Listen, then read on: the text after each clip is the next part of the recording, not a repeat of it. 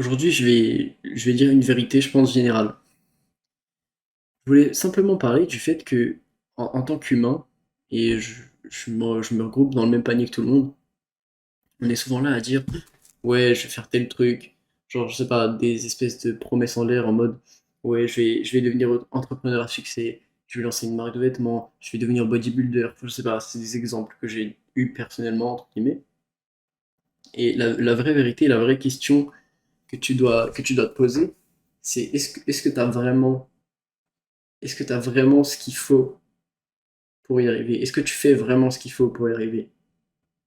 C'est-à-dire que si tu dis vouloir faire quelque chose, mais que tu n'agis pas en conséquence de ce que tu veux être ou de ce que tu veux faire, est-ce que vraiment, de un, est-ce qu'on peut dire que c'est vraiment ce que tu peux faire? Et de deux, est-ce que finalement, bah, c'est pas juste des paroles en l'air ce que tu es en train de dire?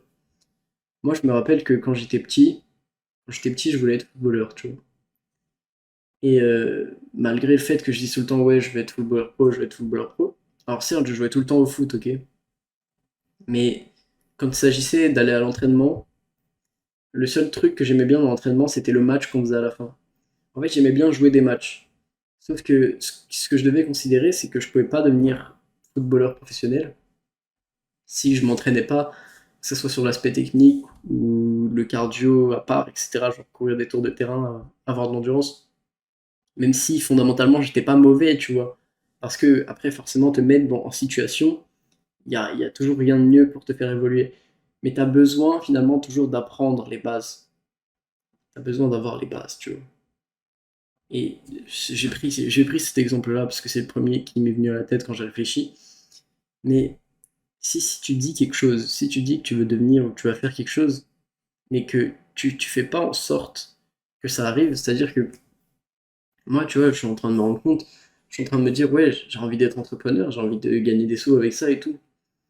Mais en vrai, je mets quand même peu de choses en place vis-à-vis de ce que je pourrais faire pour y arriver, tu vois.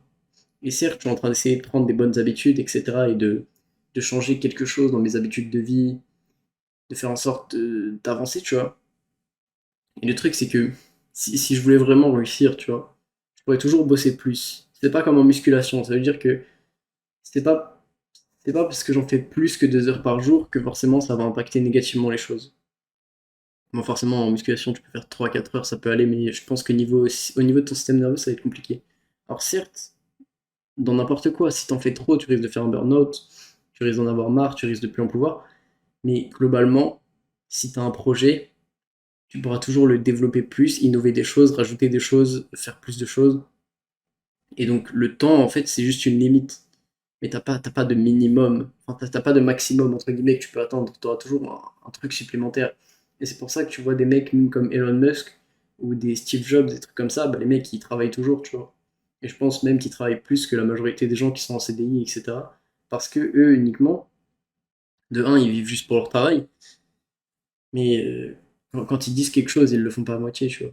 Et même si aujourd'hui, ils ont probablement les entreprises les plus valorisées, etc. au monde, ils s'en pètent un, mais eux, ils ont entre guillemets une promesse, c'est-à-dire qu'ils se sont dit, oui, un jour je serai peut-être, je sais pas, entrepreneur à succès, ou un jour je serai multimillionnaire.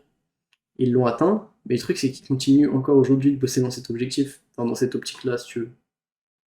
Et c'est ça probablement la différence, je dirais, entre ceux qui réussissent et ceux qui réussissent pas. Ceux qui réussissent pas, et je m'inclus dedans quand j'en parle, même si je pense que je vais réussir un jour, c'est les gens qui, entre guillemets, parlent en l'air, c'est-à-dire qui parlent sans agir. Et même si aujourd'hui je prends des actions, je peux pas me vanter d'agir au maximum que ce que je pourrais faire. Tu vois. Je peux pas me vanter de donner mon 101% dans ce que je suis en train de faire. Et même si ça me plaît beaucoup, et même si franchement je me donne quand même pas mal, je peux pas dire que je suis à fond, et c'est pas possible, tu vois. Et je pense qu'il y a plein de gens comme ça. Il y a plein de gens qui se disent, oui, mais je veux vraiment être ça, je veux en faire ça, je veux en faire ci. Et finalement, t'as pas vraiment, je sais pas si t'as vraiment l'envie ou quoi, mais tu fais pas absolument tout ce que tu peux faire pour y arriver, tu vois. Quoi qu'il arrive, tu pourras toujours faire plus.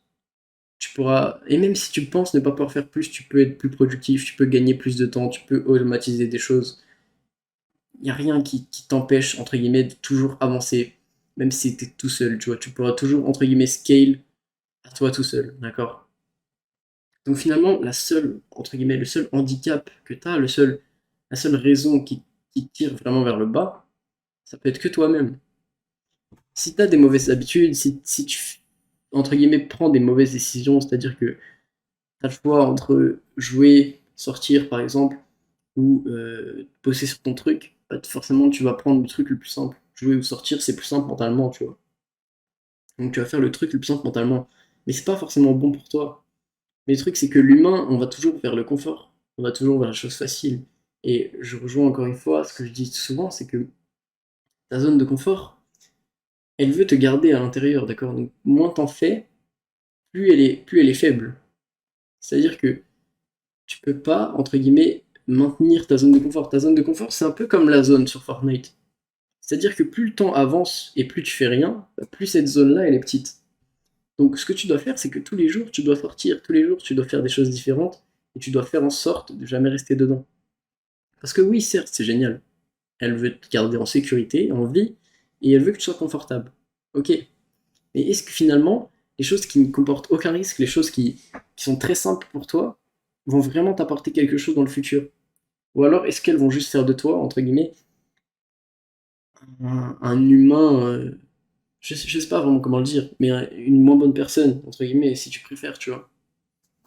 Est-ce que finalement, cette décision que tu prends juste parce que tu as envie de rester dans ta zone de confort, juste parce que tu es là en mode ouais, c'est bon, tranquille, je reste dans ma zone de confort, c'est plus facile, je connais déjà, je l'ai déjà fait, c'est quelque chose que je fais souvent. Plutôt que de te dire ouais, bah nique sa mère, je vais essayer de faire ça, je vais essayer de, je sais pas, aller à la salle, mais mon programme est dispo dans la description. Ouais, je vais aller à la salle, ouais, je vais faire ci, ouais, je vais faire ça, etc., etc. Si à la place tu te dis bah ouais, bah tant pis, je vais juste rester derrière le bureau toute la journée et je vais rien faire. Bah mec, c'est pas bon pour toi, tu vois. Même si tu sais que c'est plus simple. Oui, certes, ok, c'est plus facile. Genre, y a aucun monde où tu n'y arriveras pas. Parce que tu sais que t'en es capable, tu l'as déjà fait plein de fois et c'est facile pour toi, tu vois. Mais ça veut pas dire que c'est la bonne chose à faire. C'est pas parce que t'as peur de faire quelque chose, c'est pas parce que t'es là en mode oui, quelque chose est difficile que tu dois pas te lancer dans le fait de le faire. Moi, faut savoir que dans ma vie, j'ai toujours voulu apprendre à jouer aux échecs, ok? Et moi, vraiment, les échecs, les gars, faut savoir que bon, je pense pas être quelqu'un de bête, mais j'ai toujours vu ça comme quelque chose de vraiment extrêmement complexe. Pour moi, vraiment, les gars, les échecs, c'était quelque chose de beaucoup plus complexe que ce que c'est finalement. Parce que quand tu comprends comment ça se joue, bon, certes, c'est compliqué pour être vraiment bon, mais entre guillemets, le principe du jeu est simple. Tu vois, ça se comprend assez vite, ça se comprend assez facilement, et c'est plutôt intuitif, entre guillemets, parce que plus tu joues des parties, plus tu comprends comment ça marche. Certes. Et pour moi, j'ai toujours pensé, mais que c'était quelque chose d'entre guillemets inatteignable. C'était réservé à une élite de personnes qui apprenaient à y jouer très tôt. Et c'était compliqué. Et je sais pas pourquoi j'avais ce préjugé dans la tête, honnêtement. Et il y a quelques mois, il y a peut-être, on est en août, donc ça fait à peu près, je dirais, en avril. En avril, j'ai décidé d'apprendre à jouer. Et quand je me suis décidé à apprendre à jouer aux échecs, mais parce que ma caméra me perturbe vraiment. Quand je me suis décidé d'apprendre à jouer aux échecs, ok, j'ai compris le principe en peut-être 10 minutes, et je pense qu'au bout de ma 3 ou quatrième game, je comprenais comment faire échec et mat, et je comprenais comment le jeu marchait, ok.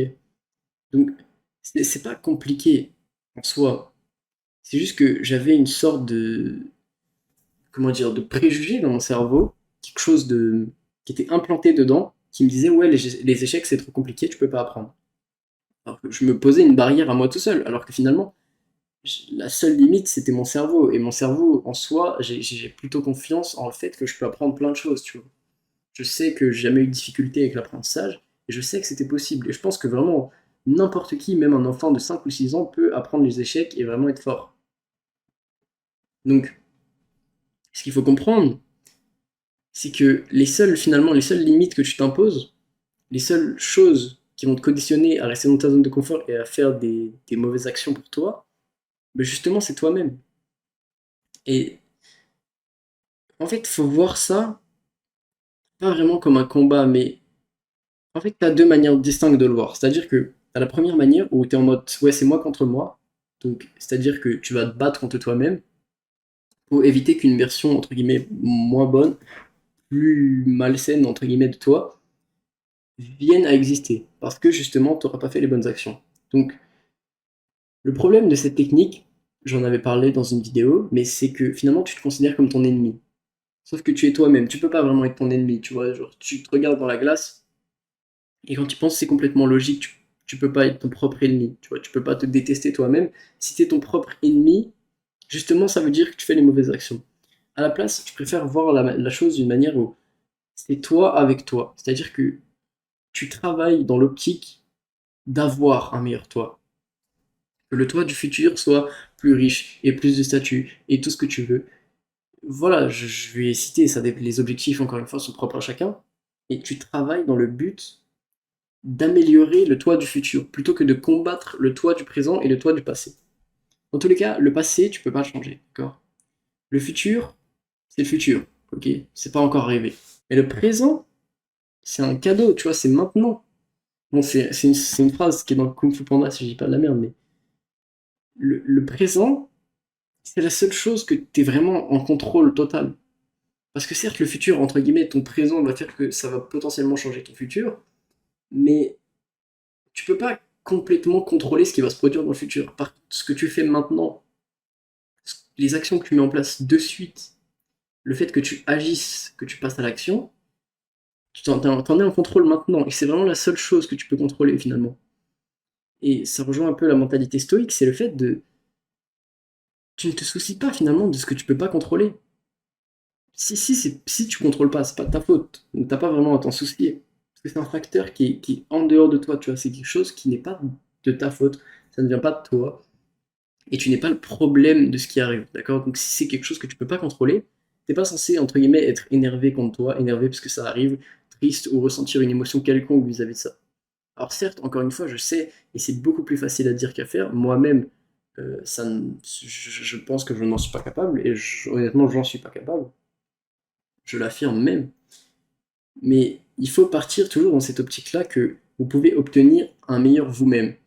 Et ça, comment vous obtenez un meilleur vous-même? C'est tout simplement en prenant le vous que vous êtes maintenant et vous décidez dans le présent, c'est-à-dire maintenant, de mettre les bonnes actions en place pour le vous du futur. C'est-à-dire que, regarde, vous avez moi maintenant, euh, j'ai le choix entre aller à la salle et rester dans mon lit à rien faire. Je décide d'aller à la salle, c'est bon pour moi. Après la salle, j'ai quoi? J'ai le choix entre McDo, rentrer chez moi, manger riz poulet avec du ketchup. Le mieux, tu vois, c'est de manger riz poulet avec du ketchup. Parce que ça sera forcément meilleur pour moi, tu vois, c'est moins transformé, c'est meilleur pour plein de choses, enfin voilà, je vais pas vous expliquer les raisons, je pense que vous savez tous qu'un plat que vous cuisinez vous-même, c'est meilleur que d'aller dans un McDo ou un truc ultra transformé, peu importe. Ensuite, je vais avoir le choix. Demain, je me lève à 6h. J'ai le choix entre dormir à 21h30, 22h, donc entre guillemets passer une bonne nuit de sommeil, être bien reposé, passer une agréable journée le lendemain, ou alors aller me coucher à 3h du matin, niquer mon repos, niquer mon sommeil, niquer mes hormones, niquer probablement mon humeur du lendemain, juste parce que j'ai envie de jouer le soir, tu vois.